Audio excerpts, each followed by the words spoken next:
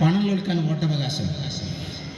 Kozhikode collector ഓഫീസിലേക്ക് നാമനിർദ്ദേശ പത്രിക സമർപ്പിക്കാൻ വരുന്നുണ്ട് പോക്കർ സാഹിബ്. അപ്പോൾ ബാഫയ്ക്ക് തങ്ങളും ആറ്റുകോയ തങ്ങളും പത്രിക സമർപ്പിച്ച് ഇറങ്ങിപ്പോവാൻ. ബാഫയ്ക്ക് തങ്ങളെ കണ്ടപ്പോൾ പോക്കർ സാഹിബ് പറഞ്ഞത്ര തങ്ങളെ ദുആ ചെയ്യണട്ടോ. തങ്ങളാണല്ലോ പറയും. ബാഫയ്ക്ക് തങ്ങൾ കൊടുത്ത രസകരമായ മറുപടി ഉണ്ട്. പോക്കറെ ജയിക്കാൻ വേണ്ടിയിട്ട് ദുആ ചെയ്യാൻ എന്നോട് പറയരുത്, ഇജ്ജ് തോറ്റാലല്ലേ ആറ്റുകോയ ജയിക്കുള്ളൂ. ആ തെരഞ്ഞെടുപ്പിൽ പോക്കർ സാഹിബിനെ തോൽപ്പിച്ചു, ആറ്റക്കോയ തങ്ങൾ ജയിച്ചു. പിന്നെ ബാഫയ്ക്ക് തങ്ങൾ ഒരു വേദിയിൽ ഇങ്ങനെ പ്രസംഗിക്കുമ്പോൾ മുണ്ട കൊടുത്ത കുറച്ച് സാധാരണക്കാർ ആ വേദിൻ്റെ ബേക്കിൽ ഇങ്ങനെ വന്നിരിക്കുന്നുണ്ട്. ബാഫയ്ക്ക് തങ്ങളെ സംസാരത്തിൻ്റെ ഇടയ്ക്ക് ഇവർ കരയാണ്. ബാഫയ്ക്ക് തങ്ങളുടെ സംസാരത്തിൻ്റെ ഇടയ്ക്ക് ഇവരിങ്ങനെ ശ്രദ്ധിക്കുന്നുണ്ട്, ഇതെന്തിനാ ഇവർ കരയുന്നത്. പ്രസംഗം കഴിഞ്ഞപ്പോൾ അവരുടെ അടുത്തേക്ക് ചെന്നു ബാഫയ്ക്ക് തങ്ങൾ, എന്തിനാ കരയണ്, എവിടുന്നാ വന്നത്? എന്നാ സാധാരണക്കാർ കൊടുത്ത മറുപടി ഒറ്റ ചോദ്യമായിരുന്നു, തങ്ങളെ നിങ്ങൾ എന്തിനാ പോക്കരാക്കാനെ തോൽപ്പിച്ചത്? ബാഫയ്ക്ക് തങ്ങളുടെ മനസ്സ് മാറി ലീഗിലേക്ക് വരണം. പാണക്കാട്ട് പൂക്കോയ തങ്ങൾ നിങ്ങൾക്ക് അറിയാം, ആദ്യം ലീഗായിരുന്നില്ല. പൂക്കോയ തങ്ങളുടെ ലെറ്റർ പാഡിൽ കോൺഗ്രസിൻ്റെ ത്രിവർണ്ണ പതാക അച്ചടിച്ചു വന്നിരുന്ന കാലഘട്ടം ഉണ്ടായിരുന്നു. അത്രയും വലിയ കോൺഗ്രസ് തന്നെയാണ്. ആ പൂക്കോയത്തങ്ങളെ കാണാൻ ഒരിക്കൽ ഗർഭിണിയായ മകളെയും കൂട്ടി ഒരു ഉമ്മയും ബാപ്പയും കൊടപ്പനക്കൽ തറവാട്ടിലേക്ക് വന്നു. ശക്തമായി പെയ്യുന്ന മഴ. പൂക്കോയ പാപ്പാന്ന് വിളിച്ചു. തങ്ങൾ വിളി കേട്ടില്ലേ? വീടിന്റെ ഉൾഭാഗത്ത് കിടന്നുറങ്ങാൻ പൂക്കോയ തങ്ങൾ. രാത്രിയാണ്, മഴ പെയ്യുന്നുണ്ട്. തങ്ങളേന്ന് വിളിച്ചു, കേൾക്കുന്നില്ല തങ്ങൾ. അവസാനം തഹജ്ജുദ് നിസ്കാരത്തിന് പൂക്കോയ തങ്ങൾ കൊടപ്പനക്കൽ തറവാടിന്റെ ഭൂമുഖത്തേക്ക് എഴുന്നേറ്റ് വന്നപ്പോൾ തറവാടിന്റെ മുറ്റത്ത് മഴയിൽ നനഞ്ഞു കുതിർന്ന് ഗർഭിണിയായ പൊന്നുമോളെ ചേർത്ത് പിടിച്ച് ഒരു ഉമ്മയും ബാപ്പയും കൊടപ്പനക്കൽ തറവാടിന്റെ മുറ്റത്ത് വിറച്ചു നിൽക്കുന്നു. തങ്ങൾക്ക് സങ്കടം. എന്നെ വിളിച്ചുകൂടേനോ ചോദിച്ചു. തങ്ങളെ വിളിച്ചിരുന്നു എന്ന് പറഞ്ഞു. ഇങ്ങോട്ട് എന്താ കേൾക്കാൻ, നിങ്ങൾക്ക് ഒന്നുകൂടെ ഉറക്കെ വിളിച്ചുകൂടേനോ? തങ്ങൾക്ക് സങ്കടം. തങ്ങളെ വിളിച്ചിരുന്നു, എന്നാലും ഒന്നുകൂടെ ഉറക്കെ വിളിച്ചുകൂടായിരുന്നു. ആ ബാഫയ്ക്ക് പൂക്കോയ തങ്ങൾ പിന്നീട് ആ മുറിയിൽ കിടന്നുറങ്ങിയിട്ടില്ല എന്നാണ്. റൂം മാറ്റി. പിന്നീട് എല്ലാ പാതിര നേരത്തും കിടന്നുറങ്ങുന്ന നേരത്ത് കിടന്നുറങ്ങുന്ന മുറിയുടെ ജനൽവാതിൽ തുറന്നിട്ട് തോരാത്ത മഴയത്താണെങ്കിലും കൊടപ്പനക്കൽ തറവാടിന്റെ മുറ്റത്തേക്ക് വന്ന് തന്നെ വിളിക്കുന്നവരുടെ വിളിയാളം കേൾക്കുന്ന കോലത്തിൽ പൂക്കോയ തങ്ങൾ കിടന്നുറങ്ങുമായിരുന്നു. ആ പൂക്കോയ തങ്ങളെ ലീഗിലേക്ക് ക്ഷണിക്കുന്നത് ചാക്കിരിയാണ്. പൂക്കോയ തങ്ങൾ ലീഗിലേക്ക് മലബാറിൽ വലിയ മാറ്റം ഉണ്ടായി. പൂക്കോയ തങ്ങൾ ബാഫയ്ക്ക് തങ്ങൾ ലീഗായിട്ടോ എന്ന് കേട്ടു. നാട്ടുകാരെ ഒന്നാകെ പാർട്ടി മാറി. അങ്ങനെയൊക്കെ ആയിരിക്കും നമ്മുടെ ഉപ്പമാരൊക്കെ അങ്ങനെ പാർട്ടിക്ക് വന്നായിരിക്കും. പാർട്ടി മാറി. എല്ലാത്തിനും ഉത്തരവാദി ബഹുമാനപ്പെട്ട സീതി സാഹിബ്. സീതി സാഹിബ് നടത്തിയ സംഭാവനകൾ നേരത്തെ ഇവിടെ പരാമർശിച്ചു അല്ലേ? നമ്മുടെ ഫാറൂഖ് കോളേജിനെ പറഞ്ഞു, അബുസ്വഭാ മൗലവിനെ പറഞ്ഞ നേരത്തെ ഇല്ല. അബുസ്വഭാ മൗലവി എന്ന് പറഞ്ഞ മനുഷ്യണ്ട്. ചിലപ്പോൾ ലീഗ് രാഷ്ട്രീയത്തിൽ വിരളായിട്ട് കേൾക്കും. മൗലാന മുഹമ്മദ് അലി ജൗഹർ എന്ന് പറയുന്ന ഒരു മഹാനായ നേതാവ് ഉണ്ടായിരുന്നു ലീഗിന്. ഇന്ത്യ രാജ്യത്തിന്റെ സ്വതന്ത്രം ചോദിക്കാൻ ബക്കിംഗ്ഹാം കൊട്ടാരത്തിലേക്ക് പോകുന്ന മൗലാന മുഹമ്മദ് അലി ജൗഹർ കേട്ടിട്ടുണ്ടാവും. എന്റെ പെങ്ങന്മാർ ഇവിടെ ഉണ്ട്, സ്കൂളിൽ പഠിക്കുന്നുണ്ടാകും മൗലാന മുഹമ്മദ് അലി ജൗഹറിന്. പക്ഷെ ഈ ചരിത്രം ഒരു പക്ഷേ സ്കൂളിന്റെ പാഠപുസ്തകങ്ങളിൽ ഉണ്ടാകില്ലേ. മൗലാന മുഹമ്മദ് അലി ജൗഹർ ഗാന്ധിജിയാണ് ഇംഗ്ലണ്ടിലേക്ക് പറഞ്ഞയക്കുന്നത് മൗലാനയെ. രാജ്യത്തിന്റെ സ്വതന്ത്രം ചോദിക്കാൻ നടക്കാൻ കഴിയുന്നില്ല മൗലാനക്ക്. പ്രമേഹ രോഗം. ഒരു സ്ട്രക്ചറിൽ ഇരുത്തിയിട്ട് കിടത്തിയിട്ട് കപ്പലിലേക്ക് എടുത്തു വെച്ചു. അവിടെ ചെന്നു ബക്കിംഗ്ഹാം കൊട്ടാരത്തിൽ. അവിടുന്ന് മൗലാന മുഹമ്മദ് അലി ജൗഹറിനോട് സംസാരിക്കാൻ എന്താണ് പറഞ്ഞത്? 5 മിനിറ്റ് സംസാരിക്കാൻ. 5 മിനിറ്റ്.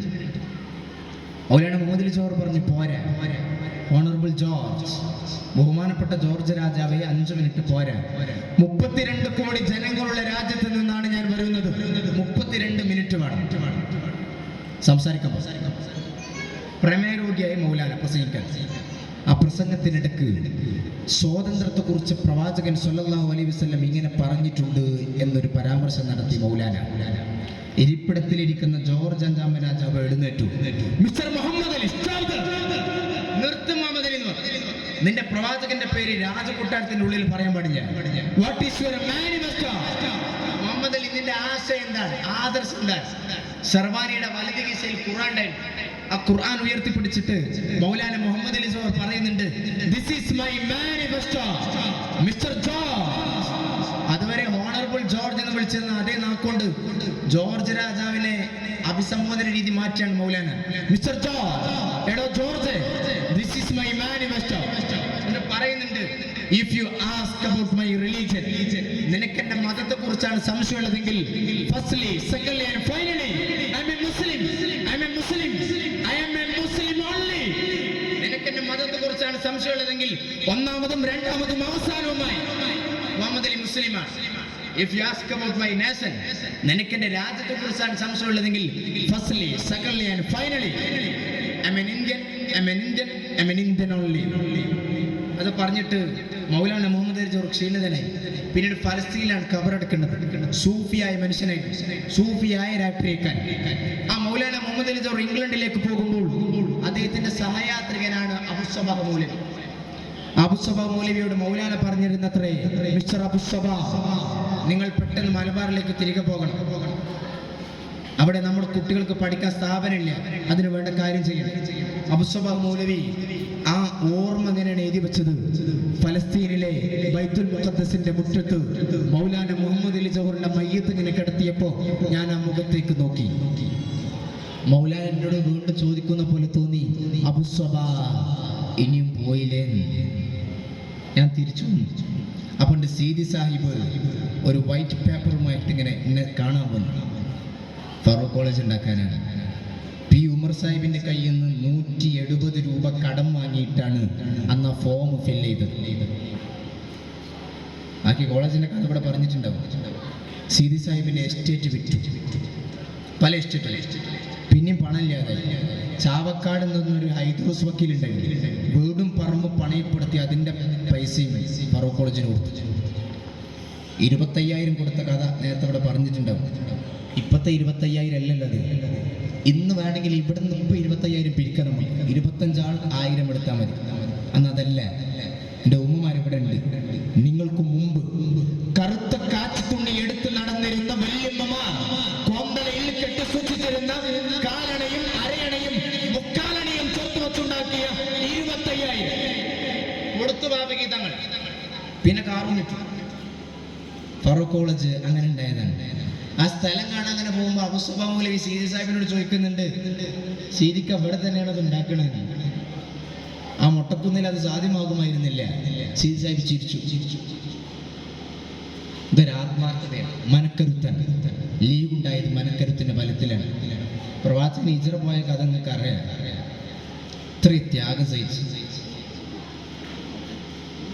അബൂബക്കർ സിദ്ദീഖ് റളിയല്ലാഹു അൻഹു കൂട്ടിയിട്ട് മണലാരണ്യത്തിലൂടെ ഇങ്ങനെ നടന്നു പോകുമ്പോൾ സൗർ ഗുഹയിൽ പെട്ടല്ലോ. സിദ്ദീഖ് റളിയല്ലാഹു അൻഹു ചോദിക്കുന്നുണ്ട്, നബിയെ, അവർ നമ്മളെ കണ്ടാലോ എന്ന്. ഗുഹയുടെ നേരെ മുകളിൽ ഖുറൈശികൾ വന്നിട്ട് പ്രവാചകനെ പരിശോധിക്കാൻ, ഈ ഗുഹയിൽ മുഹമ്മദ് ഉണ്ടോ? പ്രാവ് മുട്ടയിട്ടു, ശിലന്തി വല കെട്ടി. സിദ്ദീഖിന് ബേജാറാണ്. സിദ്ദീഖ് റളിയല്ലാഹു അൻഹു ചോദിച്ചു, നബിയെ, നമ്മൾ അവരെ കണ്ടാലോ?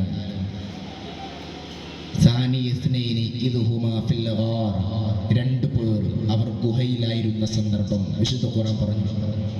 അതിന് പ്രവാചകൻ കൊടുത്ത മറുപടി, അല്ലാഹു സാലിസുഹുമാ. സിദ്ദീഖേ, നമ്മൾ രണ്ടുപേരും ഒറ്റക്കല്ല, മൂന്നാമതായി അള്ളാഹു കൂടെയുണ്ട്. കിട്ടിയില്ല. അവസാനം പ്രവാചകൻ മദീനത്തേക്ക് വരുന്ന രംഗമുണ്ട്. ഈന്തപ്പനക്ക് മുകളിൽ കയറിയിട്ട് മദീനത്തെ ആളുകൾ ഇങ്ങനെ എത്തിയോ നോക്കണം. അവസാനം ഒട്ടകത്തിന്റെ തലങ്ങനെ കണ്ടു. രണ്ടു പേർ. ഹിജ്റ പോയ സംഗതി നമുക്കറിയാം. പ്രവാചകൻ സഹിച്ച ത്യാഗം. കുറച്ചു നേരം ഒട്ടകത്തിന്റെ പുറത്ത്, ഖസ്വ ഒട്ടകത്തിന്റെ പുറത്ത് പ്രവാചകൻ കയറും. സിദ്ദീഖ് തങ്ങൾ ഒട്ടകത്തിന്റെ ആ കടിഞ്ഞാണ് പിടിച്ചിങ്ങനെ നടക്കും. ചൂടുള്ള മരുഭൂമി. കുറച്ചു കഴിഞ്ഞാൽ സിദ്ദീഖ് തങ്ങൾ ഒട്ടകത്തിന്റെ മേലെ കയറും. പ്രവാചകൻ ഒട്ടകത്തിന്റെ കടിഞ്ഞാണ് പിടിച്ച് നടക്കും. ഹബീബ് സല്ലല്ലാഹു അലൈഹി വസല്ലം ഹിജ്റ പോകുന്ന അവസ്ഥയിൽ സിദ്ദീഖിനെ ഒട്ടകത്തിന്റെ മേലെ കയറ്റിയിട്ട് നടന്നു പോയി പ്രവാചകൻ. അങ്ങനെ മദീനത്തേക്ക് എത്തി. ഖന്തക്ക് കുടിക്കുന്ന രംഗം നമുക്കറിയാലോ. ആളുകൾ ഒന്നും പ്രവാചകരെ വിശക്കുണ്ട്, ഇത് കുടിച്ചിട്ട് വിശക്കുണ്ട്. പ്രവാചകൻ തല ഉയർത്തി. ആ കമീസ് ഇങ്ങനെ ഉയർത്തി കാണിച്ചപ്പോൾ ഒരു പാറക്കല്ല് വയറ്റിൻ്റെ മേലെ കെട്ടിയിട്ടുണ്ട്. അത് കാണിച്ചു കൊടുത്തു. അങ്ങനെ കിടങ്ങു കുത്തിയത് പ്രവാചകൻ വിശപ്പ് സഹിച്ചു. അതുകൊണ്ടാണ് ആ സ്നേഹത്തിൻ്റെ പേരിലാണ് ഉഹദില് ഹബീബിൻ്റെ പല്ല് പൊട്ടി നിറഞ്ഞപ്പോൾ കർണൽ ഉവൈസ് പല്ല് പൊട്ടിച്ചത്. പ്രവാചകന് പല്ലില്ലെങ്കിൽ എനിക്കും വേണ്ട. പ്രവാചകൻ ഒരിക്കൽ ഇങ്ങനെ കടന്നിറങ്ങുമ്പോഴാണ് ബീവി ഉമ്മുസുലൈം റളിയല്ലാഹു അൻഹ പ്രവാചകന്റെ വിയർപ്പ് തുള്ളി ഇങ്ങനെ ശേഖരിച്ചിരിക്കുന്നുണ്ട്. എന്തേന്ന് ചോദിച്ചു പ്രവാചകൻ. നിങ്ങളുടെ വിയർപ്പിന് അത്തറിൻ്റെ ഗന്ധമാണ് എന്ന മറുപടി. സ്നേഹമായിരുന്നു പ്രവാചകന്. ഈ റസൂലുള്ളാഹി സ്വല്ലല്ലാഹു അലൈഹി വസല്ലം തങ്ങളുടെ മനക്കരുത്തായിരുന്നല്ലോ ഇസ്ലാമിൻ്റെ വളർച്ച. പ്രവാചകരെ ഇനി എന്ത് ചെയ്യുമെന്ന് ചോദിച്ചപ്പോൾ അല്ലാഹു സാലിസുഹുമാ എന്ന മറുപടി. എൻ്റെ പ്രിയപ്പെട്ട ഉമ്മമാർക്ക് സുമയ്യ ബീവിയെ ഞങ്ങൾക്ക് പരിചയപ്പെടുത്തി തരണ്ട. സ്വന്തം പ്രസ്ഥാനത്തോടുള്ള സ്നേഹം എന്ന് പറഞ്ഞാൽ സുമയ്യ കാണിച്ച സ്നേഹമാണ്. അമ്മാറിൻ്റെയും യാസറിൻ്റെയും വീട്ടിലേക്ക് ഇസ്ലാമിൻ്റെ നൂറെത്തിയപ്പോൾ സുമയ്യയും ആ നൂറ് സ്വീകരിച്ചു. അബൂജഹൽ പിടിച്ചു കൊണ്ടുപോയി മരുഭൂമിയുടെ ചുട്ടുപൊള്ളുന്ന മണലിൽ കടത്തി. എൻ്റെ പ്രിയമുള്ള പെങ്ങന്മാർ, ഞാൻ നിങ്ങളോട് പറയുന്നത്, നിങ്ങൾ തട്ടവും ഹിജാബും ഇട്ട് സ്കൂളിലേക്കും കോളേജിലേക്കും പോകുമ്പോൾ ചോദിക്കും, 6-ാം നൂറ്റാണ്ടിലെ പ്രാകൃത വേഷല്ലേ, അത് അയച്ചു വെക്കാൻ പറയും.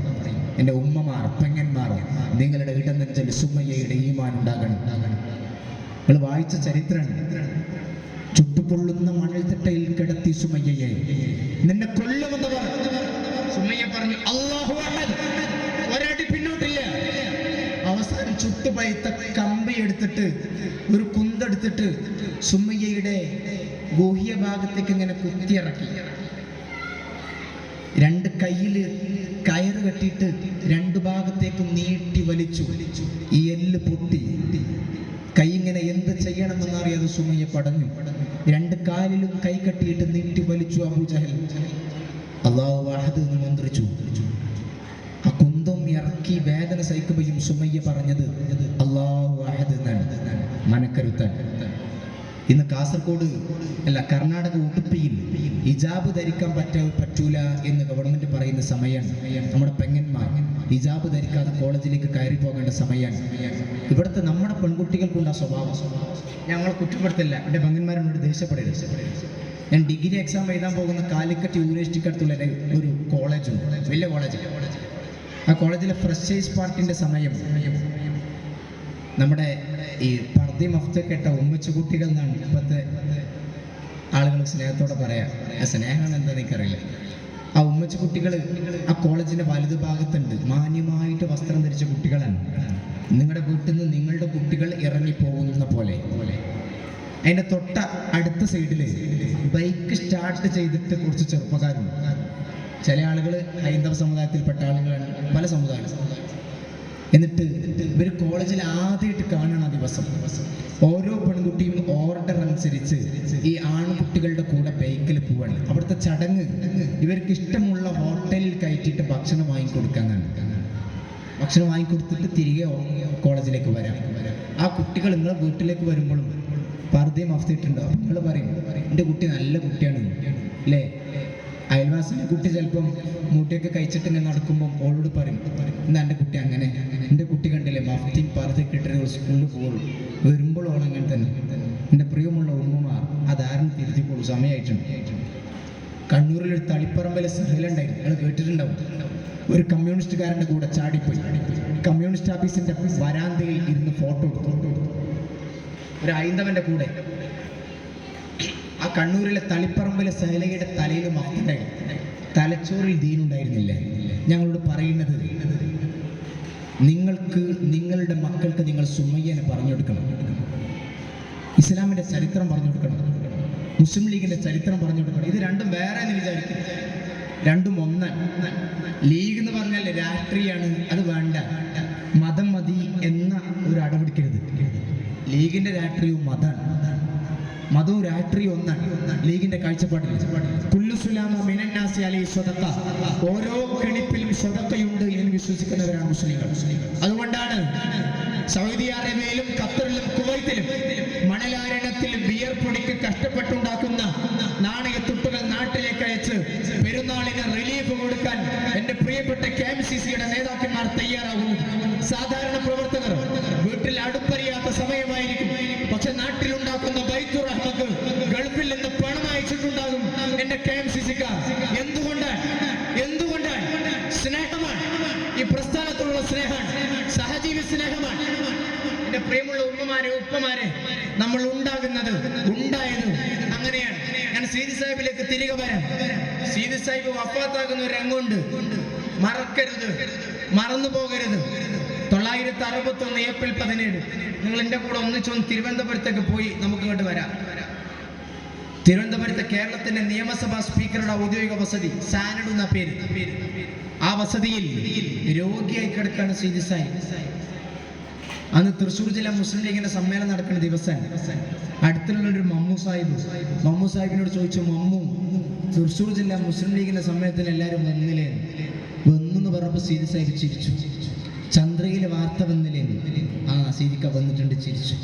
മന്ത്രിമാരൊക്കെ വന്നിട്ടില്ലേ? വന്നിട്ടുണ്ട്, ചിരിച്ചു. സീതി സാഹിബ്, ഏത് സീതി സാഹിബ്? നേരത്തെ 2 പെൺകുട്ടികൾ സ്കൂളിലേക്ക് പുസ്തകം പിടിച്ച് നടന്നു പോകുന്നത് കണ്ടപ്പോൾ കരഞ്ഞ സീതി സാഹിബ്. ആ സീതി സാഹിബ് രോഗിയായിട്ട് കിടക്കാൻ. സീതി സാഹിബിന്റെ വഫാത്തിന്റെ രംഗം വായിക്കുമ്പോൾ കരയാതെ വായിക്കാൻ കഴിയില്ല. ആ മനുഷ്യൻ സഹിച്ച ത്യാഗം. രോഗിയായപ്പോൾ ഡോക്ടർ വീട്ടിലേക്ക് വന്നു, കുറച്ച് മരുന്ന് കുറിച്ച് കൊടുത്തു. അത് കുടിച്ചപ്പോൾ ക്ഷീണിതനായി. പിന്നെ 4 മണിക്ക് എഴുന്നേറ്റത്. 4 മണിക്ക് അസർ ബാങ്ക് കൊടുത്തിരുന്നു. ഒന്നുകൊടുത്ത് വന്നു, എഴുന്നേറ്റ് നിന്ന് തക്ബീർ കെട്ടി കുഴഞ്ഞു പോയി സീതി സാഹിബ്. നിന്ന് നിസ്കരിക്കാൻ സീതി സാഹിബിന് കഴിയണില്ല. ഇരുന്ന് നിസ്കരിക്കാൻ നോക്കി, കഴിയുന്നില്ല. അവസാനം കിടക്കയിൽ ചെരിഞ്ഞ് കിടന്നിട്ട് സീതി സാഹിബ് അസർ നിസ്കരിച്ചു. കുറച്ച് വെള്ളം ചോദിച്ചു വീട്ടുകാരൊരു ഗ്ലാസ്സിൽ നാരങ്ങ വെള്ളം കൊണ്ടുവന്ന് കൊടുത്തു. ആ നാരങ്ങ വെള്ളം പകുതി കുടിച്ച് ഗ്ലാസ് ഇങ്ങനെ തിരികെ കൊടുക്കുമ്പോൾ തന്നെ കൈ ഇങ്ങനെ വിറക്കുന്നുണ്ട്. പിന്നെ കലിമത്ത് തൗഹീദ് ചൊല്ലി കണ്ണടച്ചു. എൻ്റെയും നിങ്ങളുടെയും സീതി മരിച്ചു. സീതി സാഹിബിന്റെ അവസാനം മയ്യത്ത് കുളിപ്പിക്കുന്നതും 3 തുണിയിൽ പൊതിയുന്നതും എഞ്ചിനീയർ കുട്ടിയാമു സാഹിബാണ്. 3 തുണിയിൽ പൊതിഞ്ഞ് തിരുവനന്തപുരത്ത് നിന്ന് മുമ്പ് വീട് വിട്ടിറങ്ങിയതാ സീതി സാഹിബ്. കൊടുങ്ങല്ലൂരിലെ നമ്പൂതിരി മഠം. എന്തിന്? എനിക്കും നിങ്ങൾക്കും വേണ്ടി സ്കൂളും കോളേജൊക്കെ ഉണ്ടാക്കാൻ. ഇന്ന് ആ വീട്ടിൽ തന്നെ മടങ്ങിപ്പോവാൻ. അവസാനത്തെ യാത്ര രാത്രി 10 മണിക്ക് ആംബുലൻസ് തിരുവനന്തപുരത്ത് നിന്ന് യാത്ര തിരിച്ചു. സീതി സാഹിബിന്റെ മയ്യത്ത് വെച്ചുള്ള ആംബുലൻസ്. ആ ആംബുലൻസ് ഇങ്ങനെ വരുമ്പോൾ കുറേ ആളുകൾ റോഡിൽ ഇറങ്ങിയിട്ട് ആംബുലൻസ് തടയുന്നുണ്ട്. ആംബുലൻസ് നിർത്തിയാൽ അൽ ഫാത്തിഹ എന്ന് വിളിക്കും. നാട്ടുകാർ സീതി സാഹിബിന് ദുആ ചെയ്യും. കുറച്ചുകൂടെ ആംബുലൻസ് മുന്നോട്ട് നീങ്ങിയാൽ വീണ്ടും ആളുകൾ തടിച്ചോടും, അൽ ഫാത്തിഹ എന്ന് വിളിക്കും. കുറച്ചുകൂടെ കഴിഞ്ഞപ്പോൾ ഒരാൾ കയ്യിൽ റീത്തും പിടിച്ചിട്ട് റോഡരികിൽ ഇങ്ങനെ നിൽക്കണം. ആംബുലൻസ് തുറന്ന് സീതി സാഹിബിന്റെ മയ്യത്തിന്റെ മേലെ ആ റീത്ത് വെച്ചു. ഒരക്ഷരം പിന്നീട് മിണ്ടാതെ ആ മനുഷ്യൻ ആംബുലൻസിൽ നിന്ന് ഇറങ്ങി. പേര് ചന്ദ്രമേനോൻ. CPM-കാരനാണ്, കമ്മ്യൂണിസ്റ്റുകാരനാണ്. സീതി മരിച്ചു എന്ന് പറഞ്ഞപ്പോൾ കമ്മ്യൂണിസ്റ്റുകാരനായിട്ടിരുന്നു കൂടി പാതിരാക്ക് അയാൾ സീതിനെ കാത്തു. അവസാനം കൊടുങ്ങല്ലൂരിലെ നമ്പൂതിരി മഠത്തിൽ സീതി സാഹിബിന്റെ ജനാസ എത്തി. ആ മയ്യത്തും വെച്ച മയ്യത്ത് കട്ടിലും പിടിച്ചിങ്ങനെ നടക്കുന്ന ഒരു ചെറുപ്പക്കാരൻ കരയുന്നുണ്ട്. തൊപ്പി ഉണ്ടായിരുന്നു അയാളെ തലയിൽ. മയ്യത്ത് കട്ടിൽ ഇങ്ങനെ പിടിച്ച ചെറുപ്പക്കാരൻ കരഞ്ഞ് നടക്കുമ്പോൾ ആളുകൾ പറഞ്ഞത്ര CH ഞങ്ങൾ പിടിക്കാൻ. CH മുഹമ്മദ് കോയ സാഹിബായിരുന്നു സീതി സാഹിബിന്റെ മയ്യത്ത് കട്ടിലിന്റെ മുൻഭാഗം പിടിച്ചു. CH ഞങ്ങൾ പിടിക്കാൻ. CH കൊടുത്ത് കരഞ്ഞിങ്ങനെ. അവസാനം കൊടുങ്ങല്ലൂരിലെ പുത്തൻപള്ളി ഖബർസ്ഥാനിൽ ഒരുക്കിയ 6 അടി മണ്ണിലേക്ക് സീതി സാഹിബിന്റെ 3 തുണിയിൽ പൊതിഞ്ഞ മയ്യത്ത് വലത്തെ കവളിൽ നിന്ന് തുണി മാറ്റി വലത്തോട്ട് ചെരിച്ച് കിടത്തി മൂടുകല്ല് വെച്ചപ്പോൾ കബറിന്റെ അടുത്ത് ഒരാൾ കബറിലേക്ക് നോക്കിയിട്ട് ഇങ്ങനെ കരയുണ്ട്. കതർ വസ്ത്രമൊക്കെ ധരിച്ച മാന്യനായ മനുഷ്യനാണ്. അപ്പൊ എന്തിനാ സാർ കരയെന്ന് ചോദിച്ചു. ഇനി അദ്ദേഹം മറുപടി പറഞ്ഞത്, നിങ്ങൾ വെച്ച മൂടുകല്ലിന് വിടവില്ലല്ലോ എന്ന ചോദ്യം. കബറിൽ മൂടുകല്ല് വെക്കുമല്ലോ, ആ മൂടുകല്ലിന് വിടവില്ലല്ലോ എന്ന് ചോദിച്ചു. അവർ പറഞ്ഞു, സാറ് വിടവില്ല. അങ്ങനെ മനുഷ്യൻ പിന്നെ പറഞ്ഞത്, ഇങ്ങനെ 3 പിടി മണ്ണ് ഇങ്ങനെ കബർക്ക് കോരിടും അല്ലേ, നമ്മളൊക്കെ ചെയ്യാറുണ്ട്. 3 പിടി മണ്ണ് കബറിലേക്ക് കോരിയിടുന്ന ആളുകൾ നോക്കിയിട്ട് മനുഷ്യൻ പറഞ്ഞത്, ആ മൂടുകല്ലിന് വിടവുണ്ടെങ്കിൽ അതിൻ്റെ അകത്ത് കിടക്കുന്ന എൻ്റെ സീതിയുടെ മയ്യത്തിൻ്റെ മേലേക്ക് എന്തെങ്കിലും മണ്ണിൻ്റെ തരി വീഴും. ആ കിടക്കുന്നതെൻ്റെ സീതിയാണ്. എൻ്റെ സീതിയുടെ മയ്യത്തിൻ്റെ മേലേക്ക് ഒരു തരി മണ്ണ് പോലും വീഴരുതിട്ടോ. സാർ വീഴൂല. അവസാനം മണ്ണിട്ട് മീസാൻ കല്ല് വെച്ച് അടുത്തൊരു ചെടിയും നാട്ടിയിട്ട് നടന്നു പോകുമ്പോഴും ആ ആളുകൾക്കിടയിൽ ഈ മനുഷ്യൻ ഇങ്ങനെ കരഞ്ഞ് കലങ്ങി കണ്ണുമായിട്ട് നടക്കണ്ടായിരുന്നു. ആ കരഞ്ഞ മനുഷ്യൻ്റെ പേര് പട്ടം താണുപിള്ള എന്നാണ്. അന്നത്തെ കേരളത്തിൻ്റെ മുഖ്യമന്ത്രി പട്ടം താണുപിള്ള. എപ്പോഴാ കരഞ്ഞത്? സീതി മരിച്ചപ്പോഴാണ്. സീതി മുസ്ലിമും മുസ്ലിം ലീഗുമായിരുന്നു. പട്ടം മുസ്ലിമല്ല, മുസ്ലിം ലീഗുമല്ല. പിന്നെ എന്തേ സീതി മരിച്ചപ്പോൾ പട്ടം കരഞ്ഞത്? സീതി നല്ല ലീഗുകാരനായിരുന്നു എന്നതിൻ്റെ മറുപടി. അല്ലാതെ മരിച്ചു പോകുമ്പോൾ അവൻ പോയതാണ് നന്നായി, ഇനി ഇവിടെ ലീഗ് നന്നാവുമല്ലോ എന്ന് നാട്ടുകാരെ കൊണ്ട് പറയിപ്പിക്കരുത്. അങ്ങനെ ഉണ്ടല്ലോ ചിലവിടുത്തെ ഗ്രൂപ്പിസം കളിച്ചിട്ട് എരപ്പാക്കും പാർട്ടിനെ.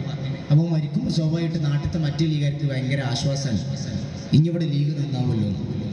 അങ്ങനെ പറയിപ്പിച്ച് മരിച്ചു പോകരുത്. റസൂലുള്ളാഹി സ്വല്ലല്ലാഹു അലൈഹി വസല്ലം തങ്ങളുടെ വാക്യമുണ്ട്, ലാ തതമന്നൗ ലിഖാഅൽ അദുവി. ശത്രുക്കൾ ഉണ്ടാകണം എന്ന് ആഗ്രഹിക്കരുത്. ശത്രുക്കൾ ഉണ്ടാകണം എന്ന് ആഗ്രഹിക്കരുത്. അതുകൊണ്ടാണ് കഅബയുടെ സമീപത്ത് പ്രവാചകൻ നിസ്കരിക്കുമ്പോഴും ചീഞ്ഞുനാറിയ കുടൽമാല, ഒട്ടകത്തിന്റെ കുടൽമാല അബൂജഹലും കൊണ്ടുവന്ന് ചാർത്തിയപ്പോഴും സുജൂദിൽ കിടക്കുന്ന പ്രവാചകൻ എതിർത്തൊന്നും ചെയ്യാതെ, മറുവാക്ക് പറയാതെ ഇലാഹിന്റെ മുന്നിൽ സുജൂദിൽ കിടന്നു. ഹബീബ് സല്ലല്ലാഹു അലൈഹി വസല്ലം. ഫാത്തിമ ഓടി വന്നു, എന്റെ വാപ്പാന്റെ കഴുത്തിൽ അബൂജഹൽ, ക്രൂരനായ അബൂജഹൽ ചീഞ്ഞു നാറുന്ന ഒട്ടകത്തിന്റെ കുടൽമാല കൊണ്ടുവന്ന് ചാർത്തിയ ദയനീയ രംഗം സഹിക്കാൻ കഴിയാതെ പൊന്നുമോൾ ഫാത്തിമ ഓടി വന്നു, എടുത്തിട്ടു. പ്രവാചകൻ അബൂജഹൽ ഒന്നും ചെയ്യാൻ പോയില്ല, ക്ഷമിച്ചു. നല്ല മുസ്ലിം, ശത്രു ഉണ്ടാകണമെന്ന് ആഗ്രഹിച്ചില്ല. ഒരിക്കൽ നടന്നു പോകുമ്പോഴാണ് പ്രവാചകന്റെ രിദാവ് വലിച്ചൂരിയത് ഒരാള്. അത് വലിച്ചപ്പോൾ ഇവിടെ ഇങ്ങനെ പാടായി. എന്തേ ചോദിച്ചു, മുഹമ്മദേ ഈ രിദായി ഞാനൊന്ന് എടുത്തോട്ടെ എന്ന്. എനിക്ക് വലിക്കണമെന്ന് ചോദിച്ചില്ല, എടുത്തോളൂ എന്ന പ്രവാചകന്റെ മറുപടി അല്ലേ. ഒരു ഈന്തപ്പനക്ക് കല്ലെറിയുന്ന കുഞ്ഞിനെ കാണുമ്പോൾ മോനെ അത് പഴുത്തിട്ട് വീടുമ്പോൾ കടിച്ചാൽ പോരെ എന്ന് പ്രവാചകൻ. പെരുന്നാൾ നിസ്കാരത്തിന്റെ സമയത്താണ് ഒരു അനാഥനായ കുട്ടി ഇങ്ങനെ കരയുന്നത്. ആയിഷ ആ കുട്ടിയെ വീട്ടിലേക്ക് കൊണ്ടുപോയി ഭക്ഷണം കൊടുക്കണം, പുതുവസ്ത്രം കൊടുക്കണം എന്ന പ്രവാചകൻ. സ്നേഹം മാത്രം. പ്രവാചകന്റെ ജീവിതം തന്നെ അങ്ങനെ ആയിരുന്നില്ല. ഞാനിത് ലീഗിനെയും പ്രവാചകനെയും കൂട്ടി പറയുന്നത് ഇതൊരു മാതൃകയാണ്. രാഷ്ട്രീയവും മതവും നമുക്കുണ്ടാവണം. അത് ഒന്നായിട്ടുള്ളൊരു സങ്കല്പമാണ്. നിങ്ങൾ ചിന്തിച്ചു നോക്ക്, യതീമായിട്ട് ജനിക്കുന്ന പ്രവാചകൻ, പിന്നെ 7 വയസ്സിൽ ഉമ്മ പോയി, പിന്നെ എല്ലാം ആകും. എൻ്റെ ഉമ്മമാർ ചോദിക്കാറുണ്ട്, ഞങ്ങൾക്കൊക്കെ ലീഗിൽ എന്താണ്, നിങ്ങൾക്ക് തന്നെ ഇതിൽ പണിയില്ല. പ്രവാചകന്റെ ചരിത്രത പഠിപ്പിക്കുന്നത്. പെങ്ങളില്ല ഹബീബിന്, ഉമ്മയില്ല ഹബീബിന്, വല്ലുമ്മയില്ല ഹബീബിന്, ആരുമില്ല. ഒരു പെണ്ണിൻ്റെ സ്നേഹം പ്രവാചകന് കിട്ടിയില്ല. അപ്പോഴാണ് ഖുവൈലീദിൻ്റെ മകൾ ഖദീജയുടെ യാത്രാ സംഘത്തിൻ്റെ കൂടെ മുഹമ്മദെ പോയിക്കൂടെ എന്ന് ചോദിച്ചത്. പോയി. പതിവില്ലാത്ത ലാഭം. ഖദീജക്ക് മുഹമ്മദിനോട് ഇഷ്ടം, സ്നേഹം. ആ സ്നേഹം പൂത്തപ്പോഴാണ് വിവാഹാഭ്യർത്ഥന 2 തറവാട്ടിലും നടന്നത്.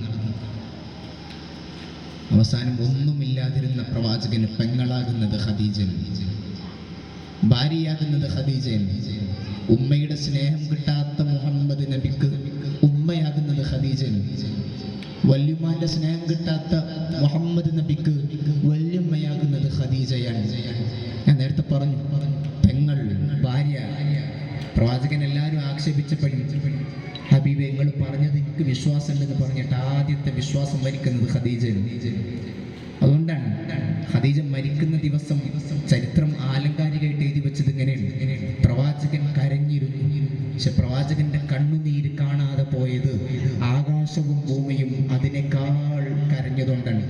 എൻ്റെ പ്രിയമുള്ള ഉമ്മമാർ, നിങ്ങൾ ഖദീജയാവുക, നിങ്ങൾ ഖദീജയാവുക, നിങ്ങൾ സുമയ്യാവുക, നിങ്ങൾ ആയിഷയാവുക. നിങ്ങളുടെ ഭർത്താക്കന്മാർക്ക്, മക്കൾക്ക് ഖദീജയുടെ സ്നേഹം കൊടുക്കുക. ഫാത്തിമൻ്റെ കരളിൻ്റെ കഷ്ണാണെന്ന് ഹബീബിന് പറയാൻ ഫാത്തിമനെ അവസാനം വരെ ചേർത്തു പ്രവാചകൻ. ആ ഫാത്തിമയെ കൊടുത്തതും ഖദീജയാണ് റളിയല്ലാഹു അൻഹ. നിങ്ങൾ ഖദീജയാവുക, നിങ്ങൾ സുമയ്യയാവുക, നിങ്ങൾ ആയിഷയാവുക. നിങ്ങൾക്ക് രാഷ്ട്രീയത്തിൽ കുറേ ചെയ്യാനുണ്ട്. നിങ്ങളുടെ മക്കൾ, ഞാൻ ഒരു കാര്യം ഗൗരവത്തോടെ പറയുന്നത്, മക്കൾ ചിലപ്പോൾ കൊടി കെട്ടാൻ പോകും ലീഗിൻ്റെ. ഇവിടെ നേരം വൈകി വരുന്നതെന്ന് ചോദിക്കരുത്. ഒരു നല്ല ബൈക്കാണ് പോണത്, ആ കൊടി കെട്ടി വരുമ്പോൾ ആശ്വാസത്തിന് കട്ടൻ ചായ ഉണ്ടാക്കി കുടിക്കുന്നത് ചൂടാകരുത്. ഈ സമുദായത്തിന് വേണ്ടിയിട്ടാണ്. തെരഞ്ഞെടുപ്പിൻ്റെ കാലത്ത് ഫ്ലക്സ് വെക്കാൻ പോകും. എൻ്റെ ഉമ്മമാരൊക്കെ ഇവിടെ നിന്ന് ചിരിക്കുന്നുണ്ട്, ഏശൊക്കെ ചൂടാണല്ലോ തോന്നുന്നത്. ഞാൻ പറയുന്നത് ഏത് നട്ടപ്പാതിരക്കും മക്കൾ വീട്ടിൽ നിന്ന് ഇറക്കി വിടാനല്ല കേട്ടോ. ഫ്ലക്സ് വെക്കാനും തെരഞ്ഞെടുപ്പിൻ്റെ പ്രചരണത്തിനും ലീഗിന് പറയാൻ വേണ്ടിയിട്ടും മക്കൾ പോകുമ്പോൾ തടഞ്ഞു വെക്കരുത്. ഞാൻ നേരത്തെ CH പറഞ്ഞല്ലോ. ഒരിക്കൽ കോഴിക്കോട്ടേക്ക് ബാഫയ്ക്ക് തങ്ങളും ഹാജി സത്താർ സേട്ട് സാഹിബും വന്നു. ബാഫയ്ക്ക് തങ്ങൾ പ്രൗഢിയുള്ള രാഷ്ട്രീയക്കാരൻ, തങ്ങളെ കണ്ടാൽ തന്നെ ഒരു ഗമൻ. ഹാജി സത്താർ സേട്ട് ഇന്ത്യ രാഷ്ട്രീയം കണ്ട ഏറ്റവും പ്രൗഢിയുള്ള രാഷ്ട്രീയക്കാരൻ കോഴിക്കോട് വന്നു. ആ സദസ്സിലേക്ക് ഒരു മുസ്ലിയാർ വന്നു. ആ മുസ്ലിയാരെ ചൂണ്ടിക്കാണിച്ച ഒരാൾ പറഞ്ഞത്രേ, തങ്ങളെ ഇത് നമ്മുടെ മുഹമ്മദിന്റെ ഉപ്പയാണ്, ഇത് മുഹമ്മദ് കോയന്റെ ഉപ്പയാണ്. മുഹമ്മദ് കോയ എന്ന് ചെറുതാ. ബാപ്പയ്ക്ക് തങ്ങള് സേട്ട് സാഹിബ് ഇരിപ്പിടത്തിൽ ഇങ്ങോട്ട് എഴുന്നേറ്റു. ആലി മുസ്ലിയുടെ കൈ ഇങ്ങോട്ട് പിടിച്ചിട്ട് സലാം പറഞ്ഞത്രേ, മുസ്ലിയാരെ നിങ്ങളെ മോൻ മുഹമ്മദിനെ എനിക്ക് ഭയങ്കര ഇഷ്ടമാണ്, ഓ നല്ല കുട്ടിയാണ്, മോൻ ലീഗിന് വേണം മോനെ എന്ന് പറഞ്ഞു. ഏത് ആലി മുസ്ലിയാർ? കയ്യിൽ പണമില്ലാത്ത, ഒരു സ്ഥാനമില്ലാത്ത ആലി മുസ്ലിയാരെ കണ്ടപ്പോൾ ബാഫയ്ക്ക് തങ്ങളും സേട്ട് എഴുന്നേറ്റു. വീട്ടിലെ കോടി ആലി മുസ്ലിയാർ, ഭാര്യയുണ്ട്, എടീന്ന് വിളിച്ചു. അവളൊക്കെ വിളിക്കണ്ടോ? എടി എന്നുള്ളത് സ്നേഹമില്ലാത്തതുകൊണ്ടാവില്ല, ചിലപ്പോൾ അങ്ങനെ ശീലമായതായിരിക്കും. ഏതെങ്കിലും ഭർത്താക്കന്മാർ എടീന്ന് വിളിക്കുമ്പോൾ സ്നേഹം ഇല്ലാത്തതുകൊണ്ടെന്ന് വിചാരിക്കണ്ട. ആലി മുസ്ലിയാർ ഒരു മാതൃകയാണ്. എടീന്ന് വിളിച്ചു. ഭാര്യ വന്നു. കോഴിക്കോട്ടേക്ക് ബാപ്പയ്ക്ക് തങ്ങളും സത്താർ സേട്ടും വന്നപ്പോ ഒന്നുമല്ലാത്ത എന്നെ കണ്ടപ്പോൾ എഴുന്നേറ്റ് നിന്ന് സലാം പറഞ്ഞെടി. ഭാര്യയും കരയാണ്. ഇതെന്താ കഥ? പെങ്ങപ്പും ഉണ്ടാവില്ലേ? പ്രൊഫസർ ഖാദർ മൊയ്തീൻ സാഹിബ് വന്നിട്ട് ഇവിടുത്തെ ഒരു കാക്കാന്റെ കൈ പിടിച്ച് എന്തൊക്കെ മയമാക്ക വിഷയം ചോദിച്ചാൽ ആൾ അത്ഭുതപ്പെടില്ല. ഇതിപ്പോ ഞാൻ ആരാ? ആലിം ശരി അത്ഭുതപ്പെട്ടു. മുഹമ്മദ് എവിടെ ചോദിച്ചു. വീട്ടിന്റെ അടുത്ത് മുഹമ്മദ് ഉണ്ട്. മുഹമ്മദിനെ ഇങ്ങോട്ട് ചേർത്ത് പിടിച്ചു, ചുംബിച്ചു. ഉപ്പയായ ആലിം ശരിയാർ. എന്നിട്ട് പറഞ്ഞത്രേ, മോനെ മുഹമ്മദേ, വാപ്പാക്ക് പൊരുത്തപ്പെട്ട് തരണട്ടോ. മോൻ ചോദിച്ചു, എന്തിനാ വാപ്പ, എന്തിനാ സ്വന്തം ഉപ്പ പൊരുത്തപ്പെടിയിക്കുന്നതെന്ന് അറിയാതെ ഉപ്പാന്റെ മുഖത്തേക്ക് നോക്കാൻ മുഹമ്മദ്. ഇനി ആലിം ശരിയാർ കൊടുത്തൊരു മറുപടി, ഒന്നുമല്ലാത്ത എന്നെ കണ്ടപ്പോൾ കോഴിക്കോട്ടേക്ക് ബാബയ്ക്ക് തങ്ങളും സത്താർ സെട്ട് വന്നപ്പോ എഴുന്നേറ്റ് നിന്ന് മുഹമ്മദ്, എന്തിന്റെ പേരിലാണ്? എന്റെ പൊന്നുമോൻ മുഹമ്മദിന്റെ വാപ്പയായി ജനിച്ചതിന്റെ പേരിൽ മോനെ 10 മണി ചായ കുടിക്കാതെ എന്റെ പൊന്നുമോനെ സ്കൂളിലേക്ക് പറഞ്ഞയച്ചിരുന്ന വാപ്പ, ഉച്ചക്കഞ്ഞിക്ക് മുളയില്ലാതെ സ്കൂളിലേക്ക് പറഞ്ഞു വിട്ടിരുന്ന വാപ്പ, ചന്ദ്രിക ഓഫീസിലേക്ക് എന്റെ പൊന്നുമോൻ മുഹമ്മദ് പോകുമ്പോ പോകണ്ടെന്ന് പറഞ്ഞിരുന്ന വാപ്പ. പക്ഷെ മോനെ മുഹമ്മദ്, എന്റെ വാപ്പയായി ജനിച്ചതിന്റെ പേരിൽ ഈ ആലി മുസ്ലിയാരെ കണ്ടപ്പോ, ഒന്നുമല്ലാത്ത എന്നെ കണ്ടപ്പോ വാപ്പയ്ക്ക് തങ്ങളും സത്താർ സേട്ടും എഴുന്നേറ്റുന്ന പൊന്നുമോനെ വാപ്പക്ക് പൊരുത്തപ്പെട്ട് തരണിട്ടോ. CH കരയാണ്, വാപ്പയും കരയാണ്. CH അങ്ങനെ ഉണ്ടായതാണ്. എൻ്റെ വാപ്പമാർ, നിങ്ങളുടെ മക്കൾ ലീഗിന്റെ കൊടി പിടിക്കാൻ പോകുമ്പോ കരയുന്ന ആലി മുസ്ലിയാർ നിങ്ങളിൽ ഉണരണം. നമ്മളിൽ ആലി മുസ്ലിയാർ ഉണ്ടാകണം. ആ CHന്റെ കുറെ അനുഭവങ്ങളുണ്ട്.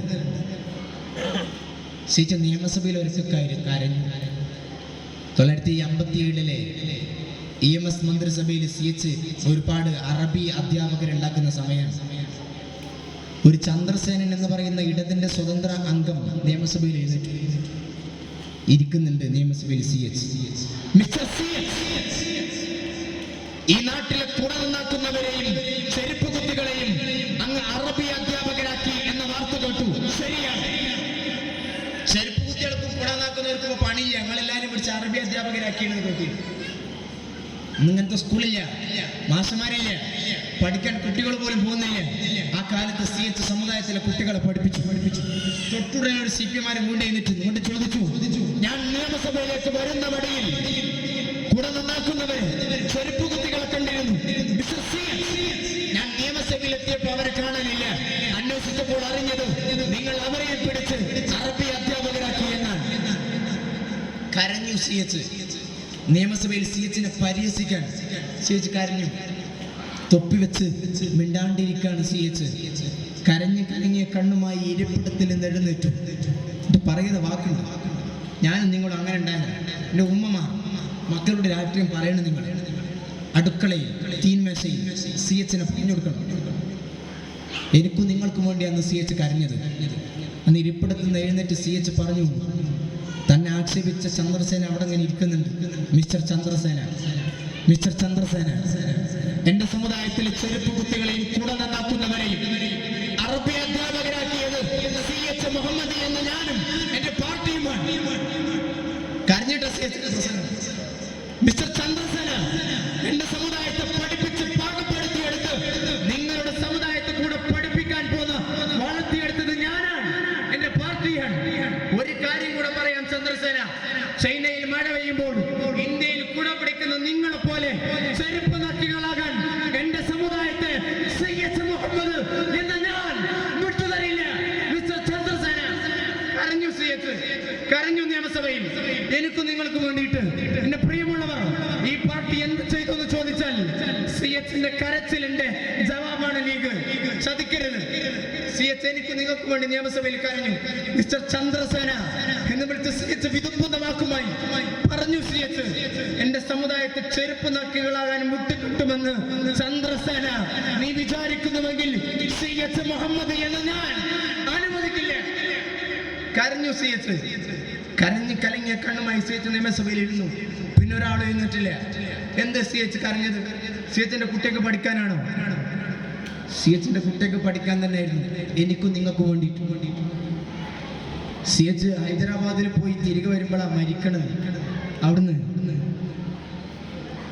മോള് വള വാങ്ങിക്കൊണ്ടിരാൻ പറഞ്ഞിരുന്നു ഹൈദരാബാദിൽ.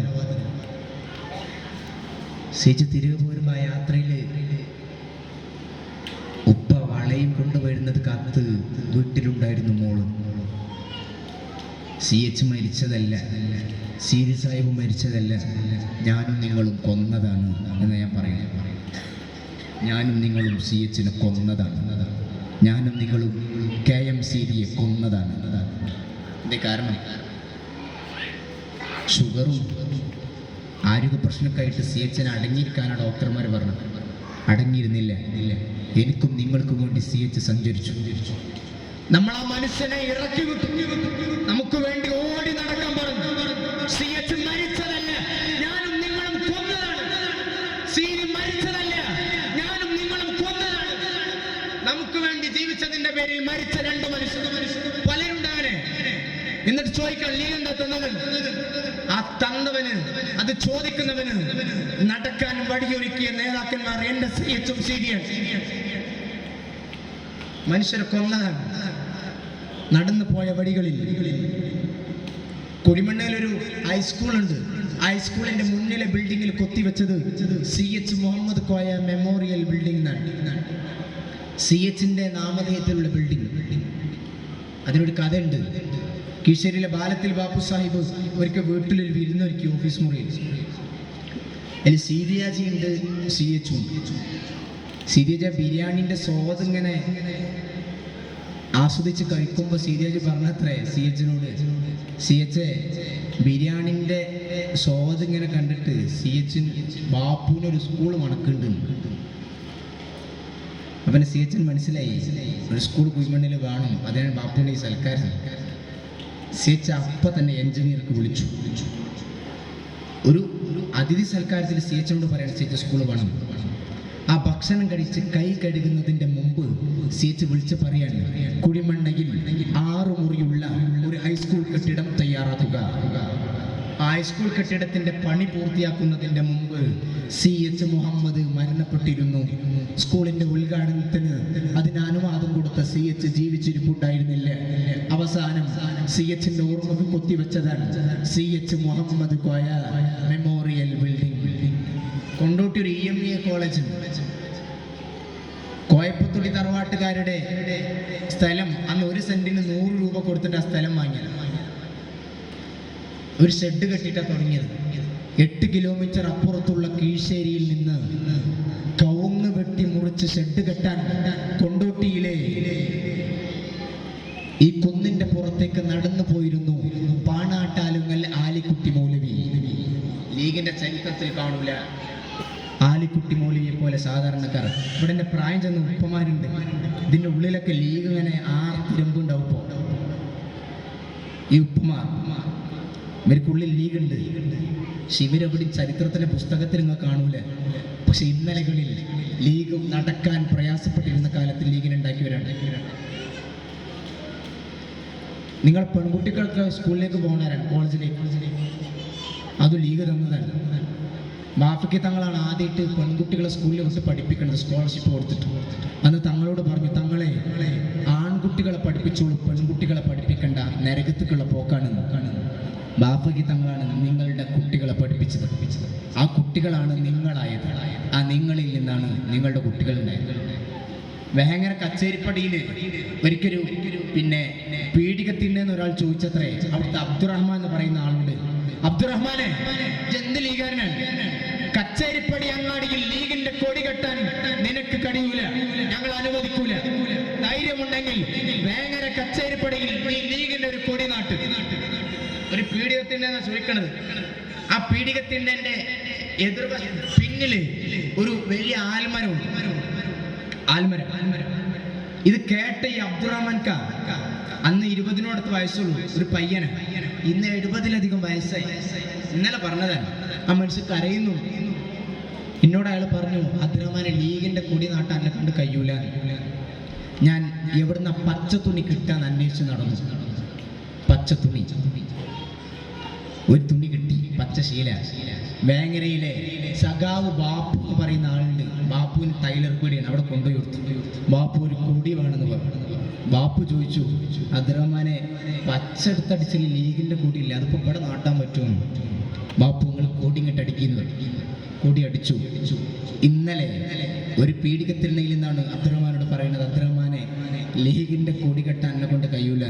പിറ്റേ ദിവസം രാത്രി ആ പീഡികത്തിണ്ണയുടെ പിറകിലുള്ള ആൽമരത്തിന്റെ മുകളിൽ ഒരു മുളയുമായിട്ട് കയറിയിട്ട് ആ മുളയുടെ ഏറ്റവും മുകളിൽ മുസ്ലിം ലീഗിന്റെ പച്ചക്കൊടിയും നാട്ടിയിട്ട്, ആരുണ്ടടാ കച്ചേരിപ്പടിയിൽ ലീഗിനെ എതിർക്കാൻ എന്ന് ആൽമരത്തിന്റെ മുകളിൽ കയറി മുദ്രാവാക്യം വിളിച്ച കച്ചേരിപ്പടിയിലെ അബ്ദുറഹ്മാൻ.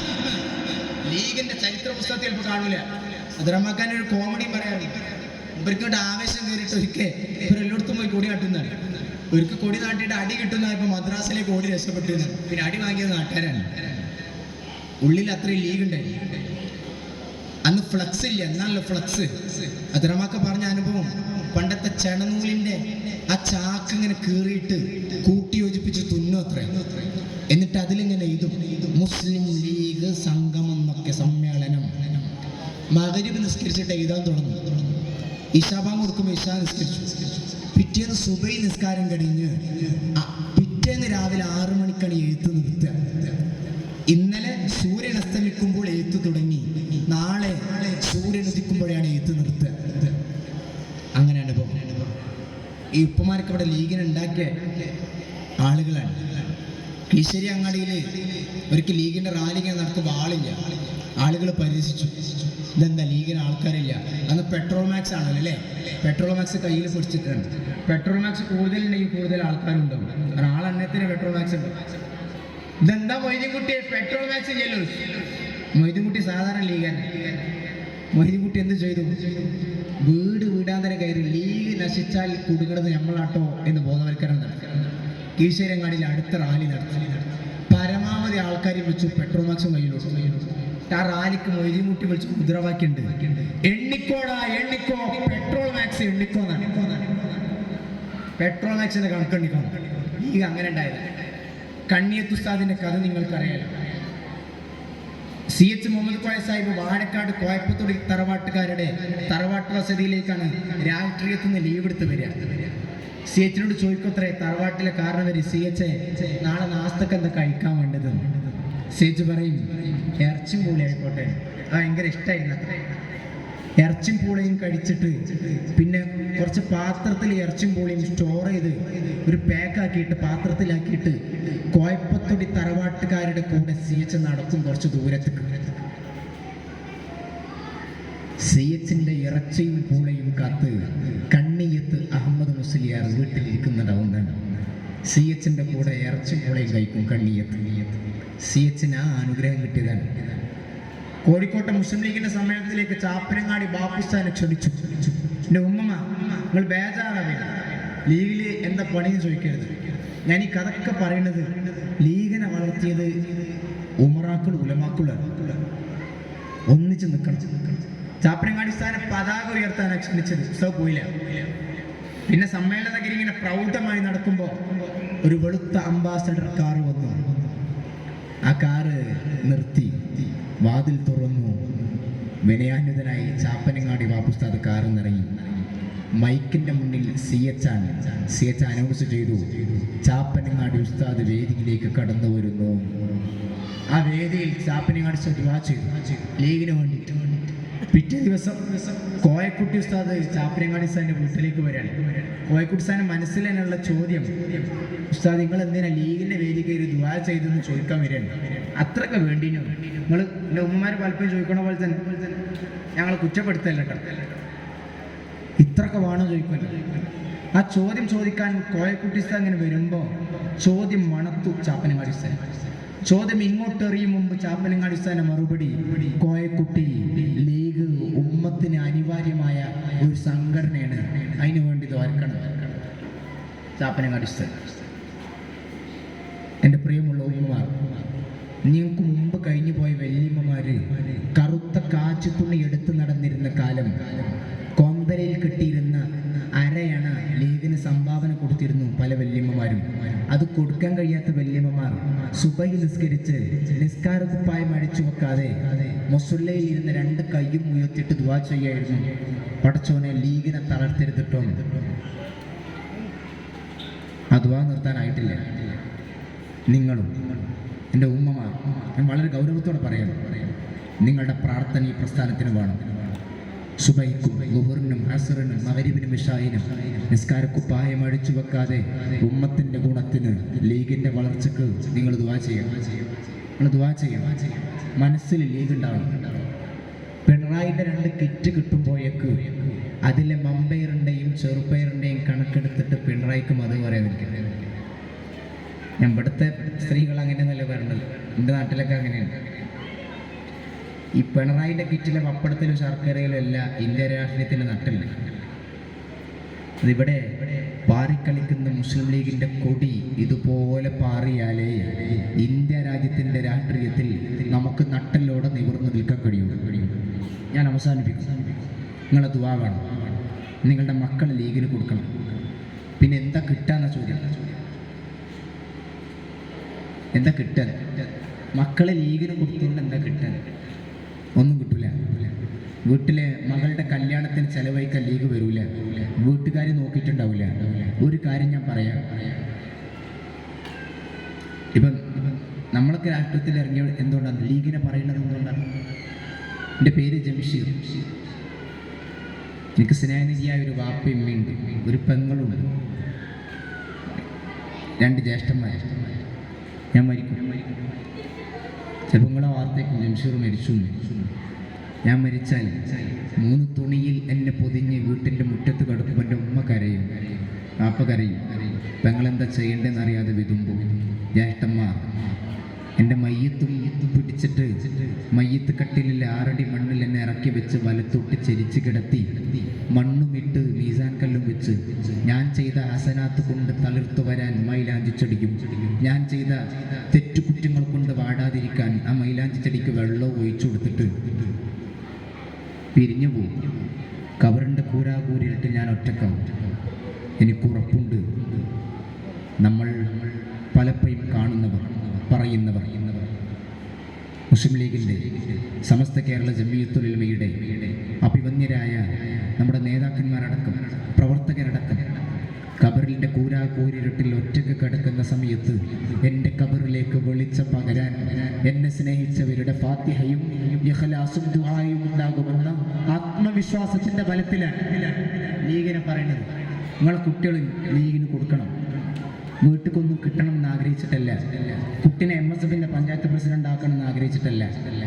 നിങ്ങളുടെ കുട്ടി ചെയ്യുന്ന ഖിദ്മത്ത് കൊണ്ട് എൻ്റെ ഉമ്മമാർക്ക് ഖബറിൽ കിടക്കാൻ സുഖം കിട്ടും എന്ന ഉറപ്പ് മാത്രമേ ലീഗിന് തരാൻ കഴിയുള്ളൂ. ഈ പ്രസ്ഥാനത്തെ സ്നേഹിക്കുക. കായികമലത്ത് പറഞ്ഞ പോലെ അവസാനത്തെ ലീഗുകാരൻ ദുന്യാവിൽ നിന്ന് റൂഹ് പിരിഞ്ഞ് മണ്ണോട് ചേരുന്ന സമയം വരേക്കും ലീഗിന്റെ ഹരിത പതാക ഉയർത്തിക്കെട്ടിയ അതേ നിലയിൽ തന്നെ കെട്ടി അവസാനത്തെ ലീഗുകാരനും ഖബറിലേക്ക് പോകുന്ന കാലം വരേക്കും ലീഗിന്റെ പതാക ഒരടി താഴ്ത്തി കെട്ടാൻ ഒരു പ്രമാണിമാരെയും മരണം വരെ ഞങ്ങൾ അനുവദിക്കില്ല എന്ന് ലീഗുകാർ നിങ്ങൾ പറയുക. ഞങ്ങൾ സർ സയ്യിദിന്റെ അനുയായികളാണ്, ഞങ്ങൾ ചൗധരി ഖലീഫുസ്സമാന്റെ പിൻഗാമികളാണ്, ഞങ്ങൾ ഖായിദ് മില്ലത്ത് ഇസ്മായിൽ സാഹിബിന്റെ ജീവിതം വായിച്ചവരാണ്, ഞങ്ങൾ ഖായിദുൽ ഖൗമിന്റെ പാത പിന്തുടരുന്നവരാണ്, ഞങ്ങൾ സിയച്ചിന്റെ പിൻഗാമികളാണ്, ഞങ്ങൾ സീനി സാഹിബിന്റെ അനുയായികളാണ്, ഞങ്ങൾ പോക്കർ സാഹിബിന്റെ ലീഗുകാരാണ്, ഞങ്ങൾ ശിഹാബ് തങ്ങളുടെ പ്രസ്ഥാനക്കാരാണ്, ഞങ്ങൾ പനാത്തുവാലയുടെ ലീഗുകാരാണ്, ഞങ്ങൾ ഇബ്രാഹിം സുലൈമാൻ സേഠ് സാഹിബിന്റെ ഊർജം നെഞ്ചോട് ചേർത്ത് വെച്ചവരാണ്. അവസാനം ഞങ്ങൾ കണ്ണുകൊണ്ട് കണ്ട കണ്ണൂരിന്റെ കരളുറപ്പും മലപ്പുറത്തിന്റെ മനക്കരുത്തുമായി ജീവിച്ച അഹമ്മദ് സാഹിബിന്റെ ലീഗുകാരാണ്. മരണം വരെ രാഷ്ട്രീയമായി ഒരൊറ്റ ഐഡന്റിറ്റി മതി ഞങ്ങൾക്ക്. ലീഗുകാരൻ മരിക്കും വരെ ഒരഡ്രസ് മതി. ലീഗുകാരൻ മരണം വരെ രാഷ്ട്രീയമായി ഒരൊറ്റ മേൽവിലാസം മതി. ലീഗുകാരൻ ചങ്ങിൽ റൂഹുള്ള കാലത്തോളം ലീഗുകാരനായി ദുന്യാവിലുണ്ടാകുമെന്ന പ്രതിജ്ഞയെടുക്കാൻ എന്റെ ഉപ്പമാർ, ഉമ്മമാർ, ചേട്ടന്മാർ, അനിയന്മാർ, പെങ്ങന്മാർ നിങ്ങളെ കൊണ്ട് സാധിക്കുമാറാകട്ടെ എന്ന് ദുആ ചെയ്ത്. ജംഷീർ മരിച്ചു എന്ന് കേട്ടാൽ ഞാൻ നേരത്തെ പറഞ്ഞ പോലെ മരിച്ചു എന്നുള്ള വാർത്ത കേൾക്കുമ്പോൾ എനിക്കൊരു ഫാത്തിഹയും ഇഖ്ലാസും തരാൻ